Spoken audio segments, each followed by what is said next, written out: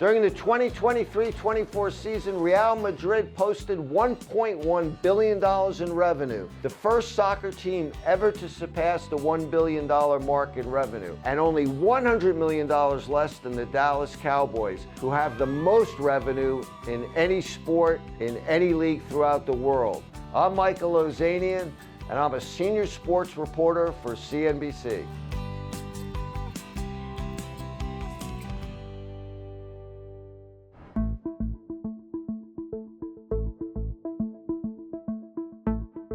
For the past few weeks, we've been valuing soccer teams at CNBC, and we recently completed our ranking of the world's 25 most valuable soccer teams. Number one on the list is Real Madrid. The Spanish soccer team is worth $6.7 billion, $700 million more than number two ranked Manchester United. But Real is still far behind the world's number one most valuable sports team, the Dallas Cowboys, who are worth $11 billion. But Real Madrid may be catching the Cowboys soon on another metric, revenue. Last year, Real Madrid generated $1.1 billion in revenue, only $100 million behind the Dallas Cowboys. And thanks to their new stadium, which Real moved into during the 23-24 season, the Spanish soccer team increased its matchday revenue by 100% to $270 million. Real generated more money from tickets, from VIP seating, hospitality lounges, where they really pack in those special people that pay a lot to watch those games, and also sponsorship revenue at the new stadium. Real added more seats, a retractable roof, put in VIP lounges, and also sold about $80 million worth of personal seat licenses. Personal seat licenses, mind you, only give you the right to buy season tickets. Real also increased its sponsorship revenue by 20%, notably by a new sleeve sponsor with HP.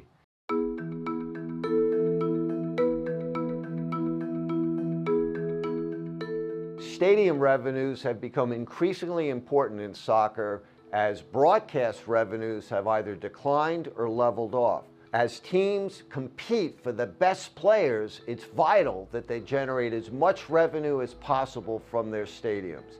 That revenue could be ticket sales, that could be hospitality, it could be non-soccer events, it could be more spaces for advertising and sponsorship opportunities from rich companies that are looking to attach their names and brands to one of the most iconic sports teams in the world. Last season, Real spent about $250 million on players, third most in all of soccer, and by far the most in La Liga, which is Spain's number one soccer division. Having the best players gives teams the best opportunities to win on the pitch and also compete and qualify in Europe's Champions League. The Champions League is the most lucrative annual sports tournament in all of sports.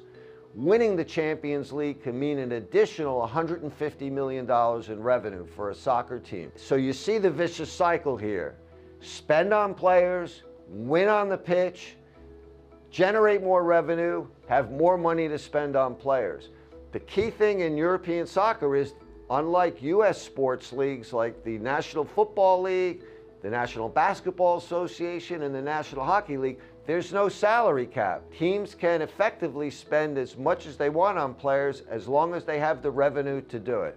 Another reason why it's important to generate revenue from the stadium is that increasingly we've seen broadcasting revenue decline across European football.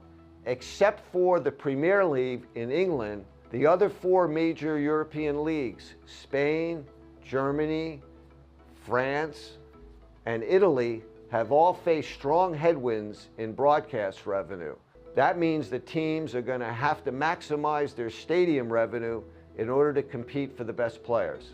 Another reason why soccer teams want to generate as much revenue as possible from the stadium is so they could sign the best players. Real Madrid has superstar Mbappé. He's going to cost Real about $35 million this year. But there are great benefits to signing a player like Mbappé. Apart from being a great player on the pitch and helping the team win, Mbappé has hundreds of millions of social media followers. Those social media followers are something that brands that want to advertise and sponsor with Real Madrid covet. So Real was able to get a new sleeve sponsor with HP this year because of its great global brand awareness brought about by players such as Mbappé.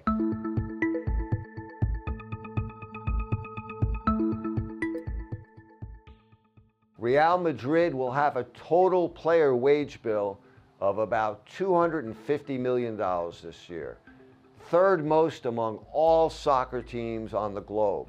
This carries huge risk. What if the team doesn't perform well on the pitch? What if the team doesn't have its past success of competing for the Champions League or winning La Liga? There's another risk also. The team took on about $1.3 billion of debt to complete all the renovations at its stadium. What if there's a recession?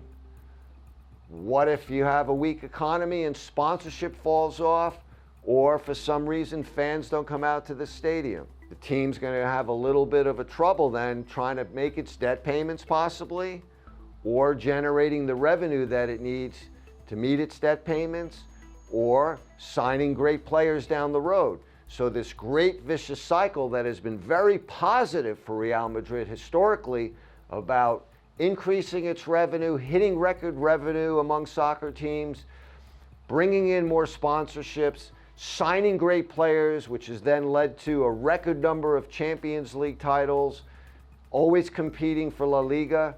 That could also reverse course if the team doesn't perform on the pitch.